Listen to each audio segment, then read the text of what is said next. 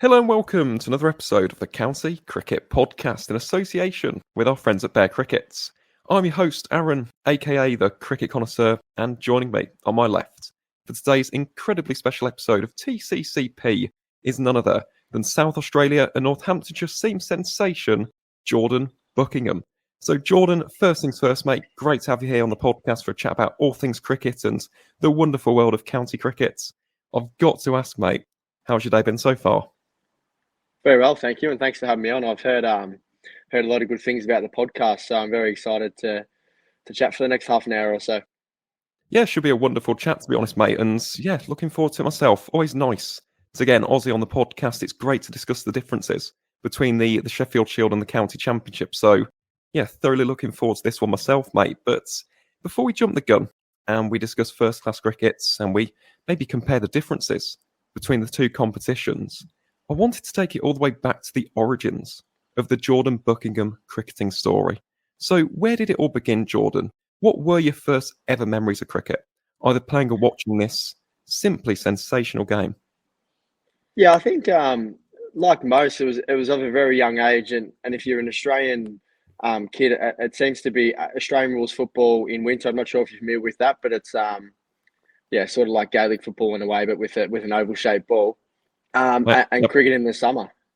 So for me, it was, I just always juggled both of them and then got to an age where I was about 16 or 17 and wasn't going to get drafted. And it was always Australian rules football was a priority for me. I always enjoyed that a little bit more at a younger age.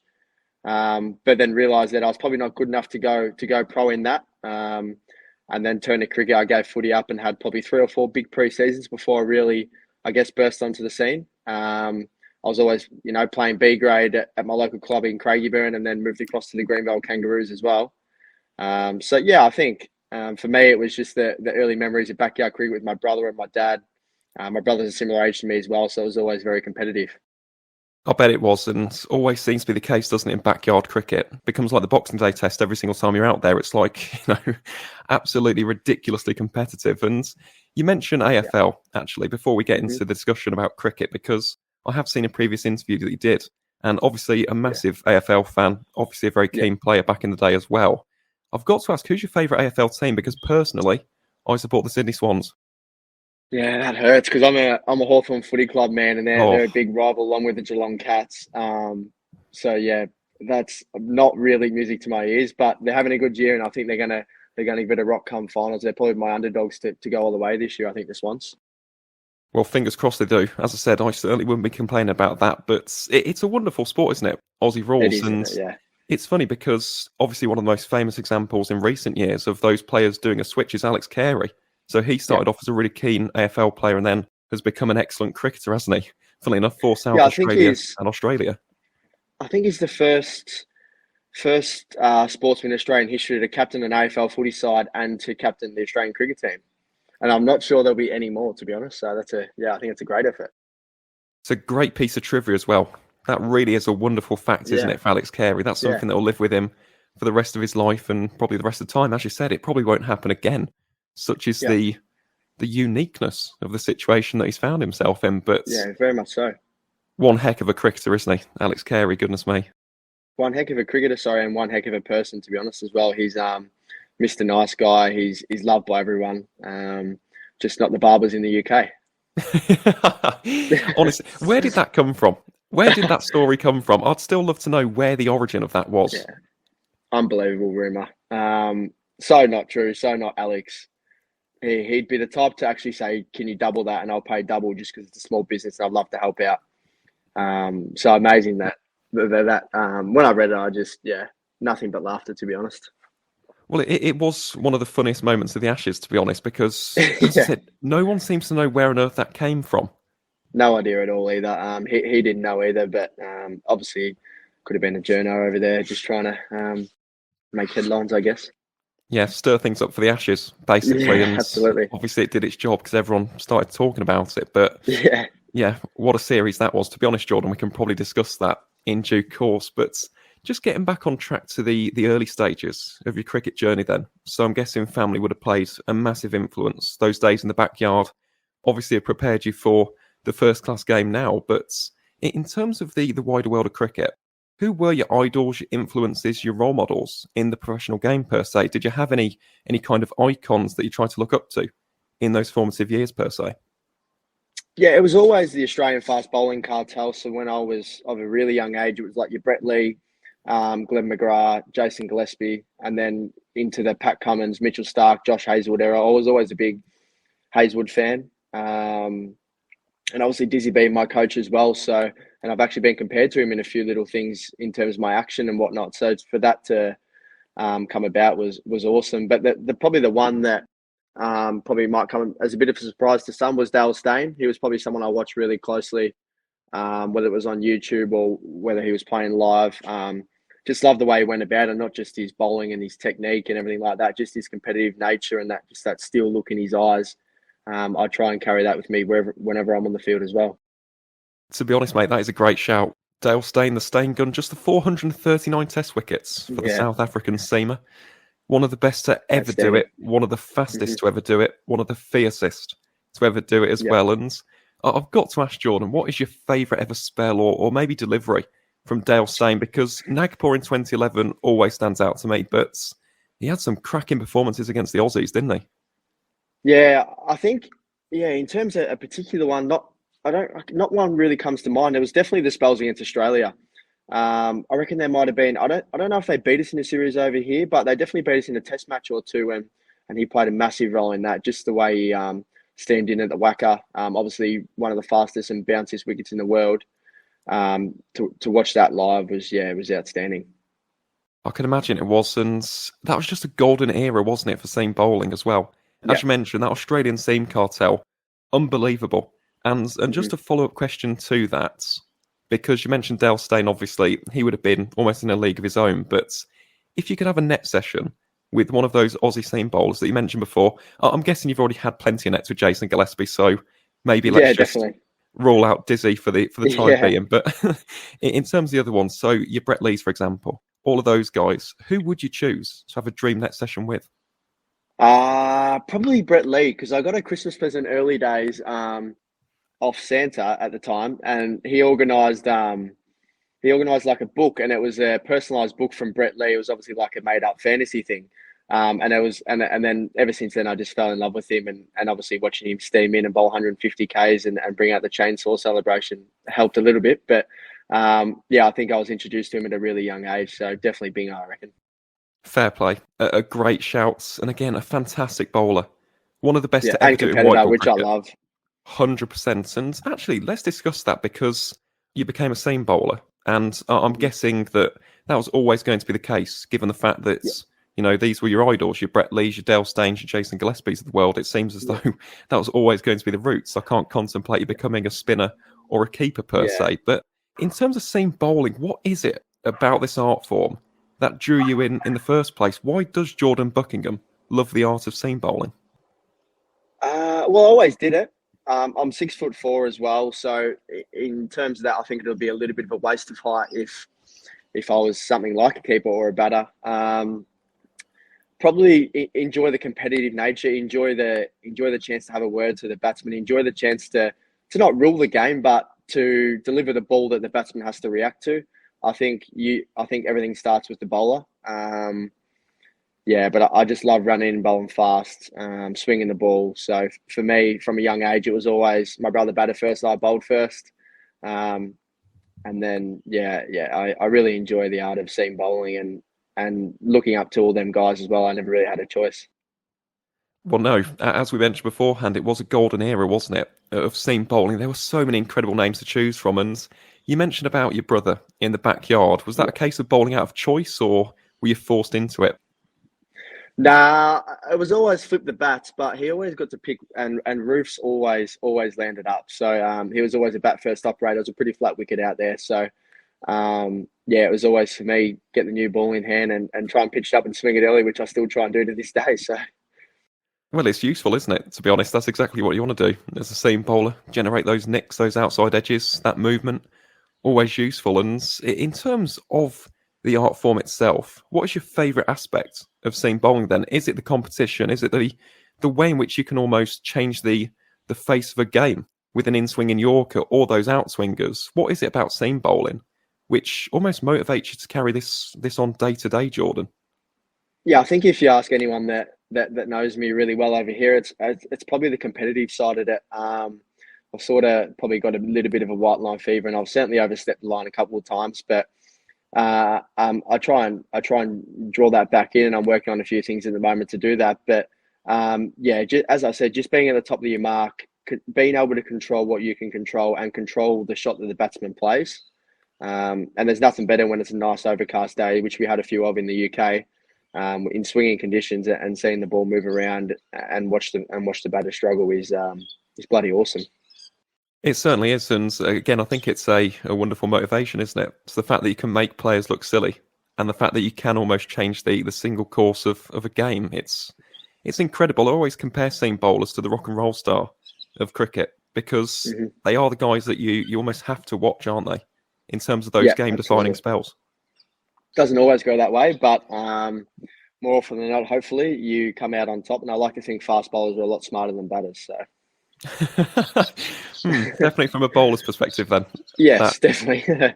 Yeah, I say that as a bowler myself. I'm a spinner, 6'3" spinner. Yep.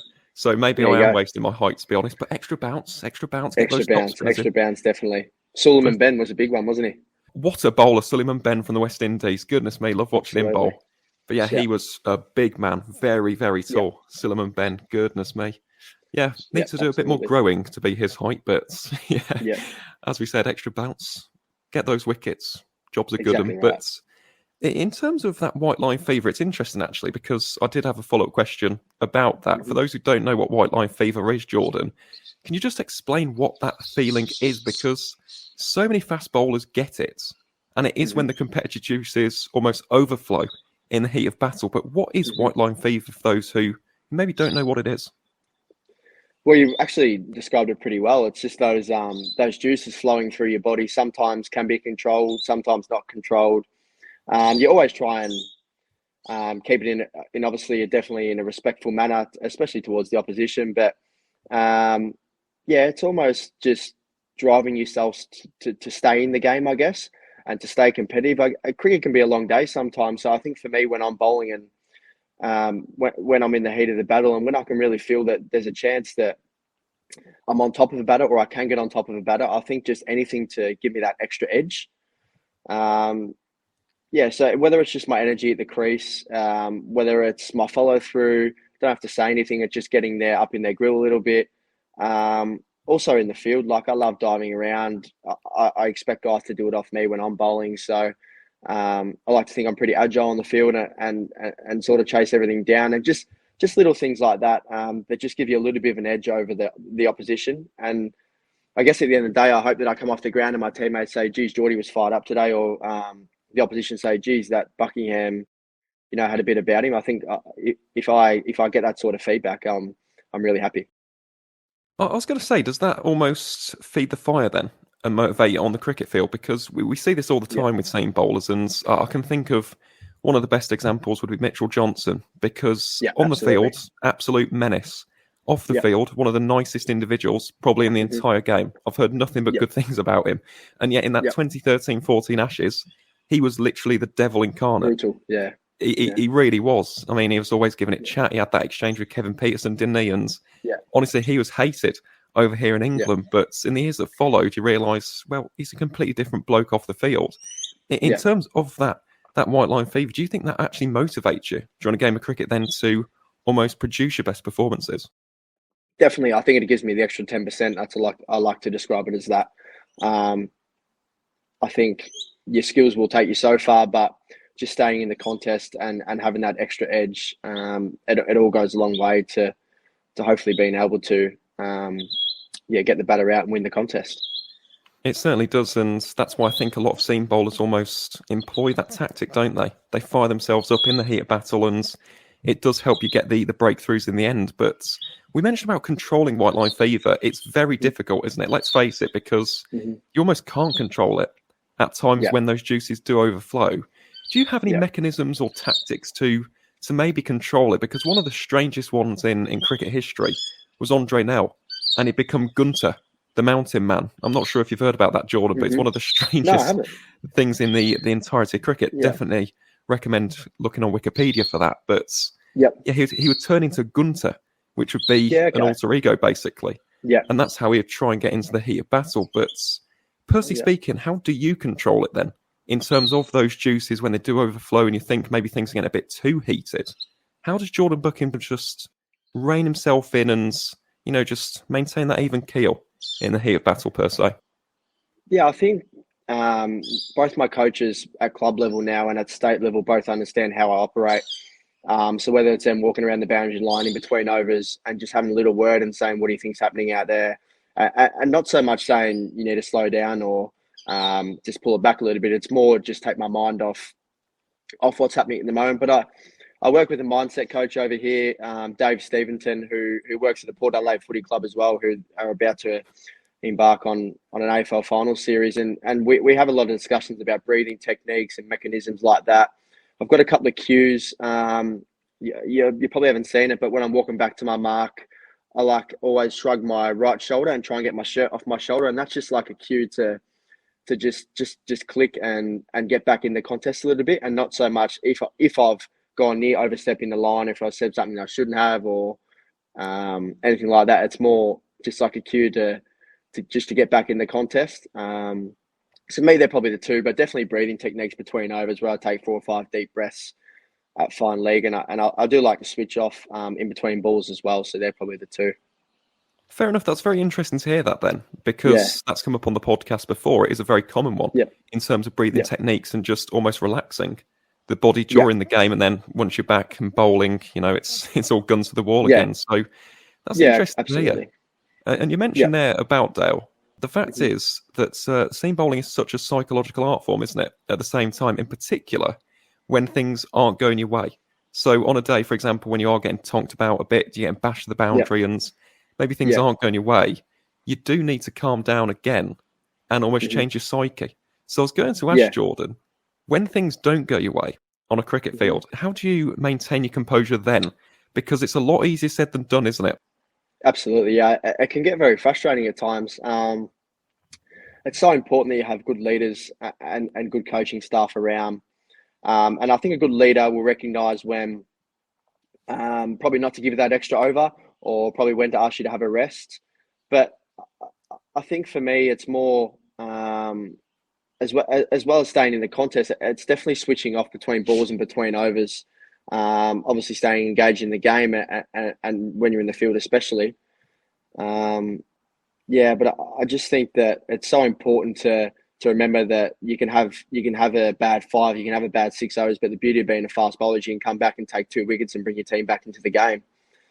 So I try and remind myself that no matter what's happening, no matter where you're at in the game, I think there's always a chance to turn it around. And I like to pride myself on day 3, day 4, late in the day sort of spells where certain quicks might be a little bit tired and maybe down on pace. I like to think that that's a chance where you can catch batters off guard, you can catch teams off guard, and you can really open games up. And there's probably been a few occasions where I feel like I've relied on my fitness a little bit and that mental and competitive edge to come out and really turn the game. So that's probably, they're probably some cues that I use in those situations. Fair enough. I like that answer, because as a bowler, you're always one ball away, aren't you? From that breakthrough, from that wicket, from changing a game. That's the great thing about being a bowler, because all it takes is one mistake or one good ball, and all of a sudden you can change things around. So, it's interesting to hear that. If that happens as a batter, your day or your game could be finished. So. Exactly, and that's the key thing, because you're still in the game, aren't you? The fact is, as a bowler, you can make a mistake, you can go back to your mark, you can bowl another ball, next ball could be a wicket. As a batter, you're right, you make one mistake, you're done, potentially for the entire game.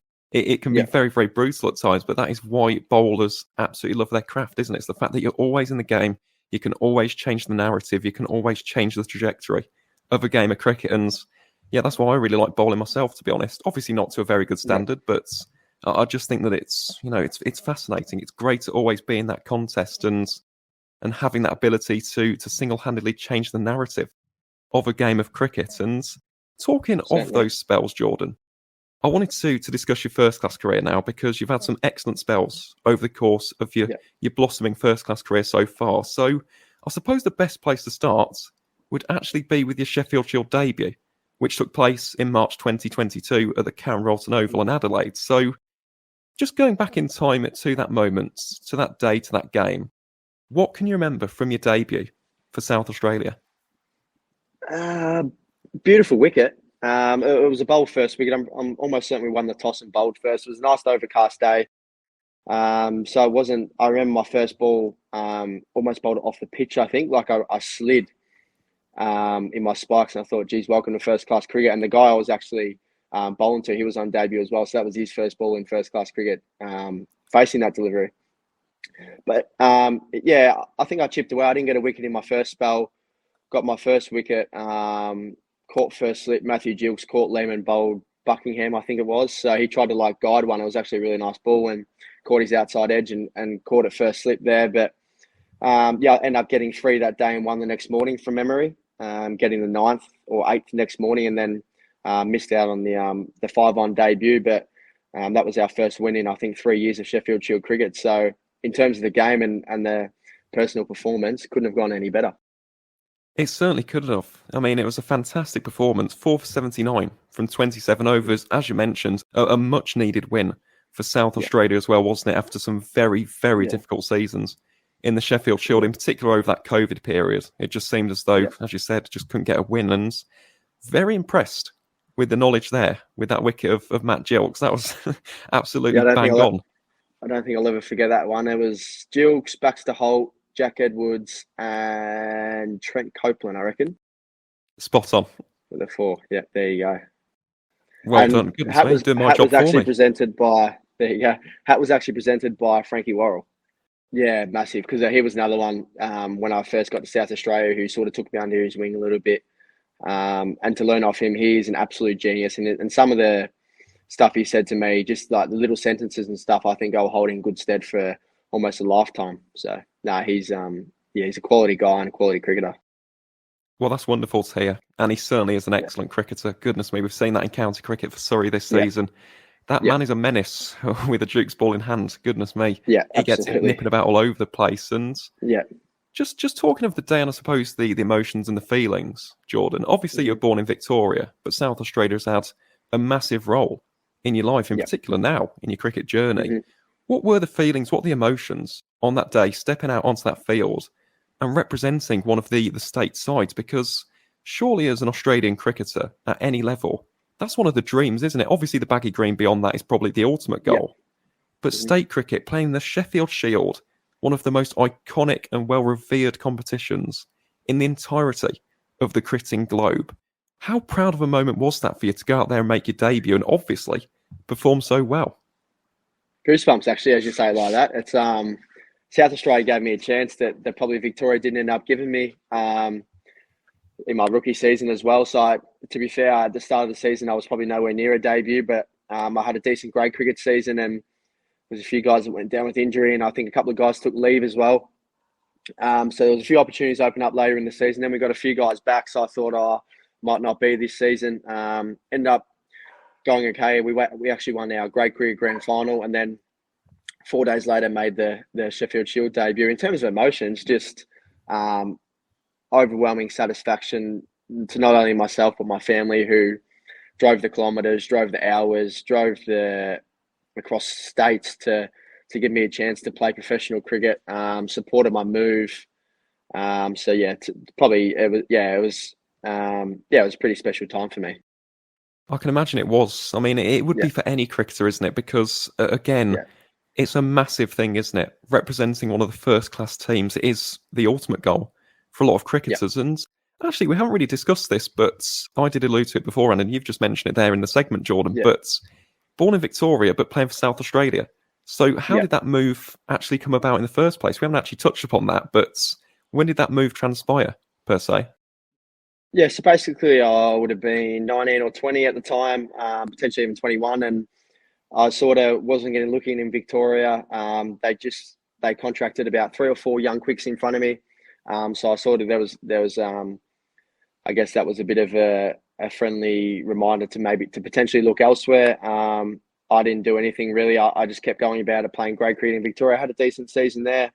Ended up finishing top 10 in the Ryder medal, which is like the competition medal. South Australia recruiters had come over twice and watched me. Little did I know. Had a phone call at the end of the season saying we're keen to get you over on a 2-year rookie deal, which is just like each state has 3 or 4 rookie players that are on minimum wage, and they sort of get fed into the program slowly. I think it's pretty similar in county cricket as well. And yeah, obviously jumped at it. From there I haven't looked back, to be honest. I signed a 3-year extension last year here. I absolutely love the place, love the city. So yeah, very, very, very grateful for Dizzy and Sean Williams at the time to give me that chance, and now to be living it and playing first class on a hopefully consistent basis was something I'm certainly dreamt of. Well, to be honest, Jordan, you deserve it. You really do, because you've worked very hard. Obviously, in grade cricket, you've toiled away for years, and here's the opportunity presenting itself now. It's the dream, isn't it? Let's face it. I mean, goodness me, what a special thing to represent one of those state sides. And South Australia, obviously, in the past, incredibly successful. A very, very successful team in the Sheffield Shield, and of course, in the Marsh One Day Cup as well. So, yeah, not many better teams to represent, to be honest, than the Redbacks. And in terms of that phone call, in terms of getting that contract, what were the emotions like on that day? Because given all of the toil, given all the hours of hard work, the cliche blood, sweat and tears, what was that like, receiving that phone call, receiving that contract, and almost realising the cricket dream for the first time? A few tears, to be honest, especially for mum and dad. They'd watched behind the scenes how hard I worked, sort of gave up all sports and threw everything into cricket. So we sort of had a bit of a moment in the kitchen. I remember they printed off the contract, got a little photo with it. Satisfaction, definitely. Not so much relief, because I realised that the hard work was about to start. Little bit of nerves, obviously moving state. It's only an hour plane ride away, but I'm still moving away from. I've got no family at all over here. So yeah, definitely a little bit nervous there, but I'm so excited for the opportunity, and yeah, I was just bloody grateful, to be honest. I'm not surprised, to be honest. And again, we've not really spoken about Adelaide as a city, but what a gorgeous place to play Beautiful. cricket. Goodness me, you get to play at one of the most iconic venues, not just in Australian cricket, but arguably world cricket, which obviously as well is an AFL venue, so nice tie in there. But in addition to that, the outgrounds as well are gorgeous, aren't they? The Karen Rolton Oval's a brilliant venue. Yeah, it is. Beautiful wicket too, beautiful ground. I think it was actually, Karen Rolton was actually built for women's cricket, and then we sort of share it a little bit now. So it's slightly on the smaller side. Of being a fast bowler, it sort of runs downhill both ways, so it's never ideal. But as you said, there's 4 or 5 grounds in that complex there, and they're all beautiful, lush outfields, beautiful wickets. So very lucky over here, because it's traditionally, outside of the two main grounds, it's traditionally known as a bat friendly state. Usually, a lot of grey wickets are pretty flat and small grounds, but Adelaide Oval and Karen Rolton are both beautiful wickets. And that always helps, doesn't it, as a bowler, when there's a little bit of extra in the surface for you. And absolutely. Yeah, just 2 incredible venues. As I said, South Australia as a state really is just gorgeous, isn't it? And obviously with the river as well. Crikey, what a place. Yeah. Goodness me, lucky for some, isn't it? I count my lucky stars every day, to be honest. Absolutely. And to be honest, Jordan, as we've said, though, you deserved it. You know, it's not out of nowhere. It comes from all that toil, all the hard work in the years prior. And we've spoken already about your debut, taking those figures of 4 for 79, and that would have been a tremendously special day. But would you say that's been the highlight of your time at South Australia so far, or has something surpassed it in the year or so that's followed? Yeah, probably. That's my only Sheffield Shield win with South Australia. So in terms of main highlight, debut, went okay, got a win. Certainly probably is my main sort of memory of cricket over here. But we also won 2 great cricket grand finals in that year as well, with West Torrens, who I played the full season for. So played alongside Daniel Drew, Kelvin Smith, Spencer Johnson, who's lining up in the UK at the moment, and also coached by Mark Harrity, who's a former first-class player, played for Australia, I think, there, and Australia A, definitely. So, they're probably 2 of the main highlights in South Australia at the moment. But in terms of playing for South Australia, that's certainly something I look back on and tend to go and watch every now and then as well. As you should. No better way to start your career, is it, basically? 4 wickets and a win. that feeling in the rooms, just after a debut win is, will never be beaten, I don't think. It is very tough to surpass that, to be honest. Unless you Yeah. win a trophy. If you're to win the Unless we, Sheffield Shield. I think that might top it off just. Yeah, because that's been some years, hasn't it, since South Australia did lift the Sheffield Yeah, Shield. Obviously, 25, I reckon, around 24 or 25 years, I think. yeah, must have been. It must have been. It would have been late 90s, wouldn't it? Late 90s, I think it was, yeah. Yeah, because in the Izzy was modern era, it's playing, just so been dominated by Western Australia and Queensland, hasn't it? And New South Wales. yeah, So absolutely. we'll have to wait and see. Obviously, wishing South Australia all the best of luck, Jordan. We'll wait and see. Who knows, in a few years' Thank time, you. could be the next big dynasty in Australian cricket. It's a funny sport, isn't it? I think we're heading in that direction. We've got a good list at the moment. We had a bit of turnover there a couple of years ago, but I think we've got a great list at the moment, especially good fast bowling unit. So I think we're going to bowl a lot of sides out this year.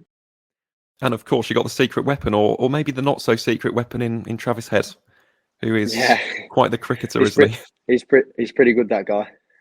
Yeah, I was going to say decent. Might have played a few Test matches for Australia.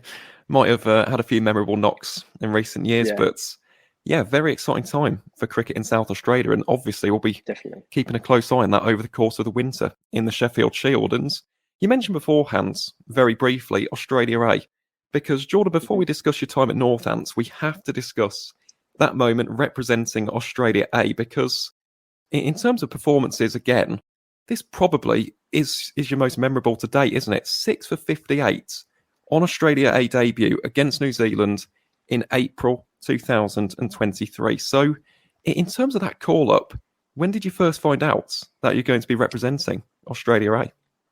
Yeah, it's not that long ago when you say it like that. It's not, is it? It's a few months, 4 months ago.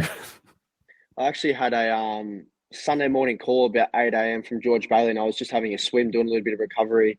We had a session the day before, and I missed it. I screened it. I didn't have the number, obviously. So got out, got the voicemail, and he said, "Oh, it's George Bailey, just ringing to give you a little bit of news." So I thought, "Oh, geez, what could this be?" Because I wasn't aware of the A tour at the time. So I called him back absolutely straight away and said, "Sorry, I missed your call."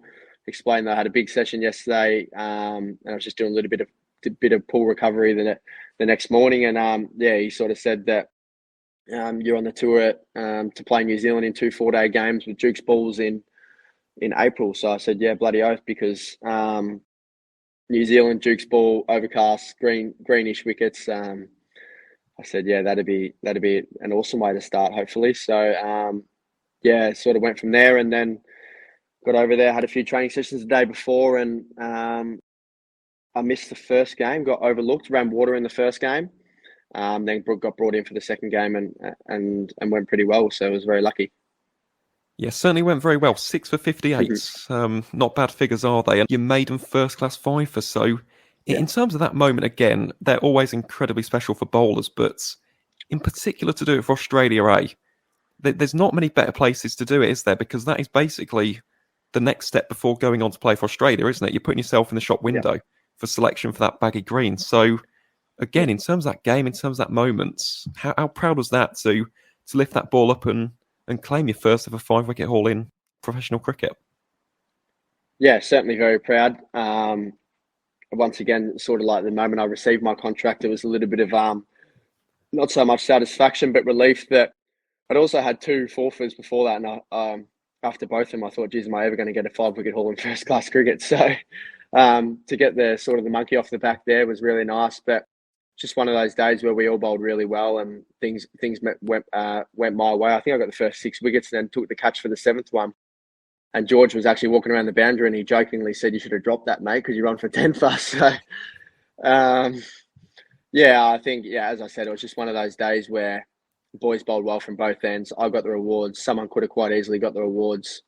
But yeah, extremely happy, extremely satisfied in a way. But to obviously to top it off with a win would have been nice. We got rained off on the last day, but good occasion to do it, as you said.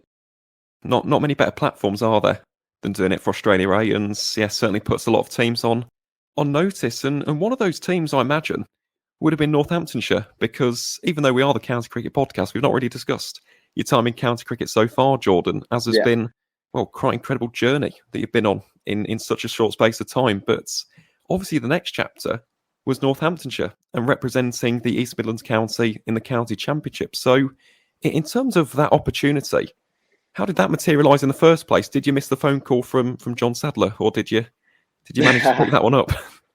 Sads, what a great man. No, I had a call from my manager one night, and he just said there's a couple of things come up. One that there's a county cricket side that's really interested in you. Initially, there was a little bit of interest from a few counties, I think, but they were all for about 6 games. Coming off a big season here, and then obviously the 4-day game in New Zealand as well. I was not cooked, but I was getting towards the point where I was going to enjoy a few weeks off there, even a couple of months. But they come with just a little bit of a shorter contract there. So I sort of said it's pretty much an opportunity that I can't knock back. It was certainly a dream of mine to get over to the UK and play professional cricket. So to head over with Northants, thoroughly enjoyed my time over there. So I couldn't be more grateful for that opportunity. And I still watch to this day the lads in the Metro Bank One Day Cup at the moment. They were going okay early days. So yeah, what a competition! Absolutely. What a competition! What a county as well, Northamptonshire County Cricket Club. And you mentioned there about the opportunity, Jordan. You came in for Lance Morris, if I'm not mistaken, because he got injured, unfortunately, didn't he? But again, 3 matches. What an opportunity again to play county cricket. And in terms of your debut, what can you remember from your debut for Northants? Because again, I'm guessing that would have been another very proud moment. It's the first time that you've played cricket for a professional team outside of Australia. So what was that like, stepping out onto the field in Taunton back in May? Yeah, out in sunny Taunton against the mighty Somerset Cricket Club. A couple of things I remember was first over went for about 10 or 12, and I thought, gee, welcome to county cricket. And then went out as night watchman to face Leachy. Had a couple of balls to get through there. Day 1 or day 2 night, and then had a little bit of not an exchange, but had words with Craig Overton as well when I was batting and he was bowling, and I was already not having fun facing his bumper barrage out there, and then we had a little bit of a verbal exchange as well. So definitely some fond memories from that game. We ended up hanging on for a draw there. Sarah Whiteman batted pretty much for a day and a half there and got a 150, 160 not out, I think it was in the end, and saved the game. But certainly some fond memories out at Taunton. I do believe it's the fastest scoring 2020 ground in world cricket as well, and I can see why. Yeah, very, very small boundaries, aren't they, in Taunton, with an absolute beauty of a batting wicket. It is where the highest ever T20 blast score was scored last year. That might be the stat there, and I think John Wick was also there. The actor for John Wick was also in the crowd, so that was another memory from that game. Keanu Reeves was there. Yes, yeah, he was in the crowd apparently. What? Yeah, so they showed him on the big screen a couple of times. Keanu Reeves was at Somerset versus Northamptonshire. Yeah, I remember walking back to my mark and looking at the screen. I asked one of the boys, "Who's this bloke?" And they explained it. I said, "Oh wow, unbelievable." I was never told that. Yeah, so there's definitely a few things from that game that I remember. That one's a very fun one. I bet it is. Flipping heck, I didn't realise that. You know, honestly, I was never expecting to hear the words Keanu Reeves and the Cooper Associates County Ground in the same sentence ever. But there we go. There you go. That's county cricket. That's why we love this sport. It's absolutely brilliant. And in terms of that debut and those 3 matches, Jordan, what do you say was your highlight from your time with East Midlands County? Was there one particular match or one particular performance which stood out to you among the others, per se? Yeah, probably the knock from Sam White. And personally, probably didn't have a great time over there in terms of wickets. I felt like just 3 games in terms of adjusting. I felt like it was going to take 1 or 2 games to adjust just to the wickets, the length to bowl, the fields to set. Like there's no such thing as a gully in the UK, which is obviously a pretty important fielding position. You would have seen Cam Green take some hangers over here in that position. So probably in terms of performance, there wasn't a lot. There was a spell I bowled against Notts. I think it was like day 1 or day 2 night where I had the ball going around corners. I think I only got the 1 wicket in that time, but had a couple of drop catches and really, really felt at home in county cricket. But probably that knock from Sam Whiteman to mentally, physically, emotionally to bat for a day and a half and save the game in a pretty important game early in the season. for Northants was something that I admired, and I was batting with him for 50 or 60 balls there, and just his composure and how calm he was certainly something that that we did celebrate in the rooms afterwards, because that was it was a serious knock. It really was. It was a cracking knock from Sam Whiteman, and great memory as well, Jordan, in terms of the deliveries faced. 66, 17 from 66. Yeah, there you go.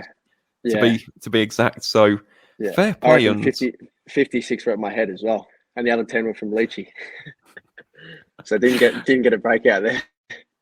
No, I mean that's just how it is at times, though, isn't it? Cricket can be a very volatile place, and obviously with Somerset and Craig Overton, he is known for that. So that is obviously it was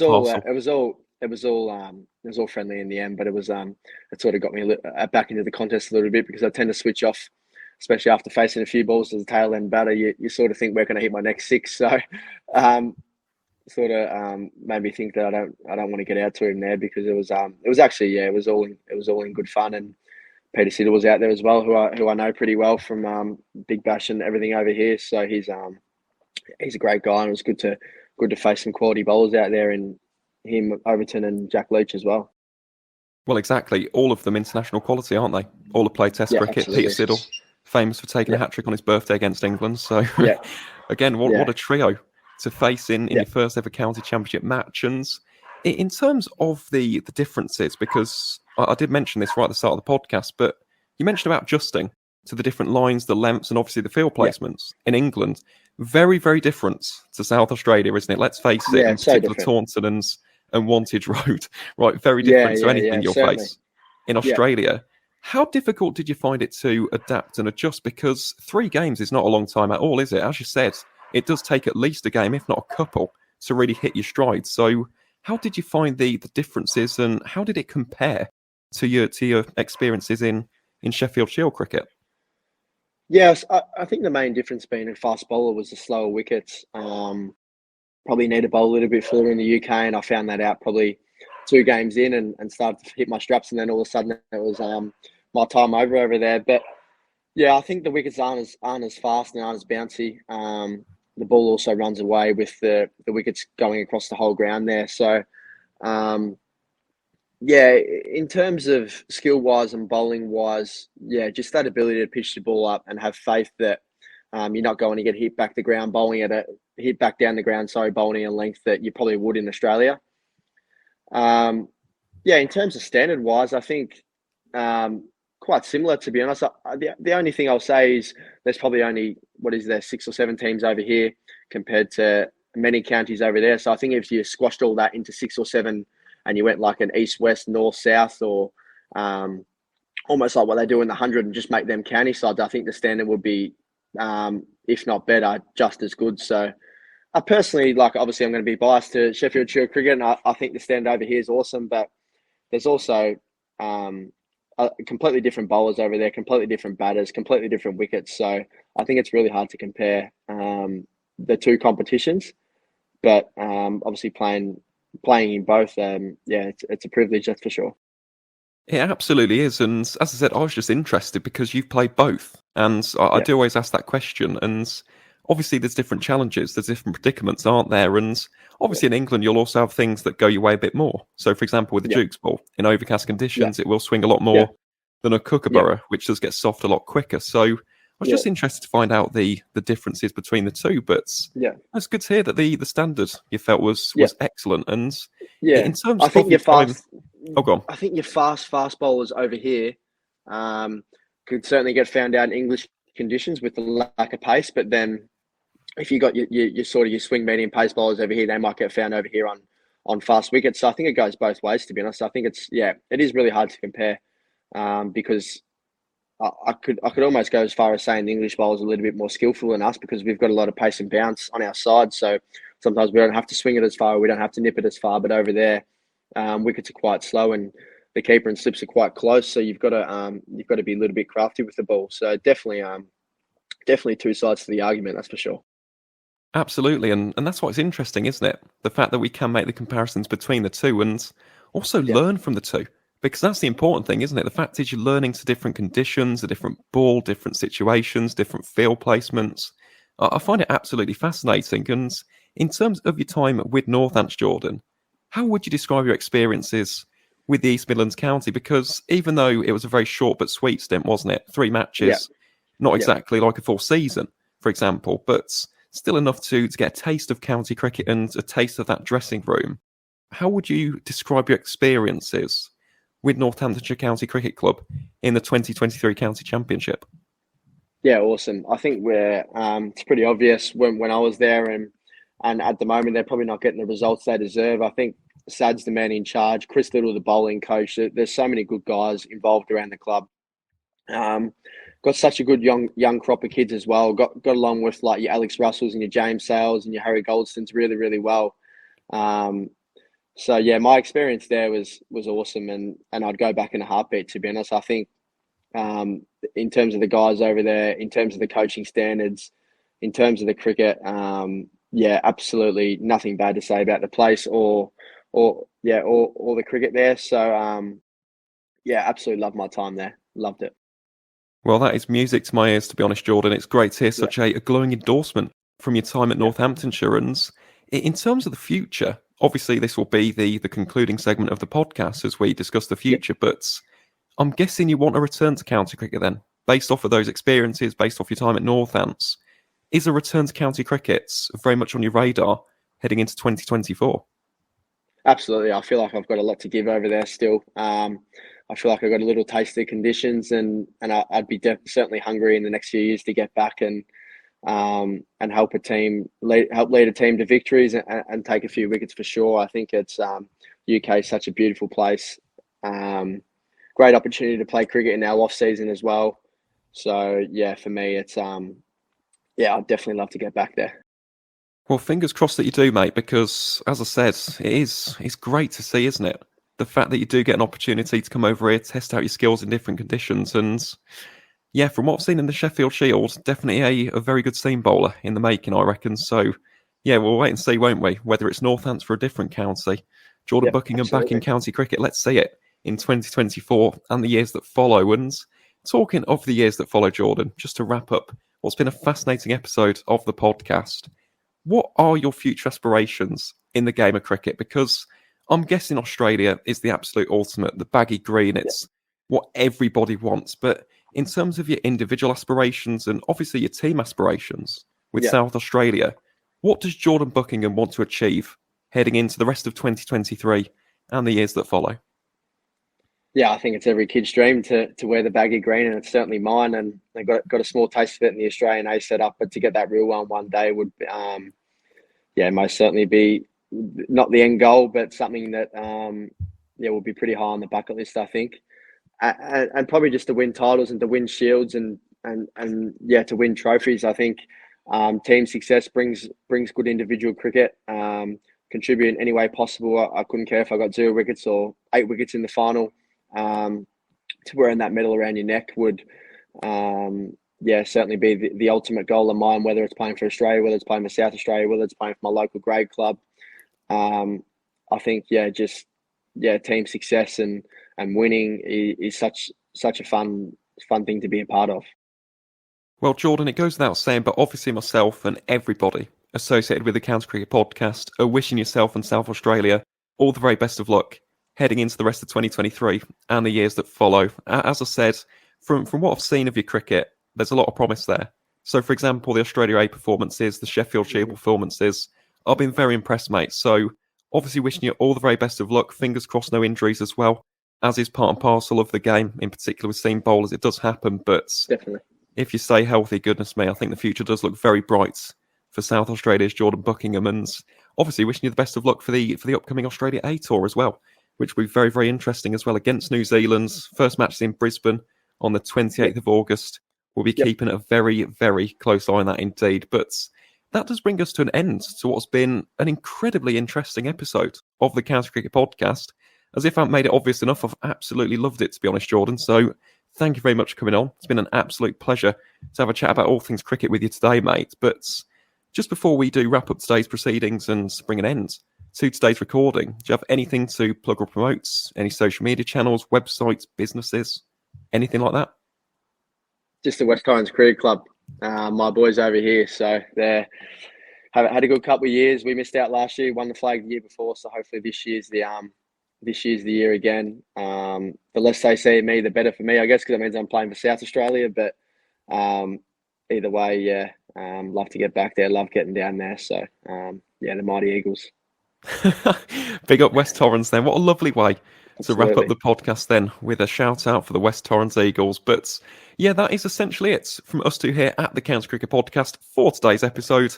So each and every single one of you wonderful listeners out there, thank you ever so much for tuning in. And as always, guys, we'll see you on the next one.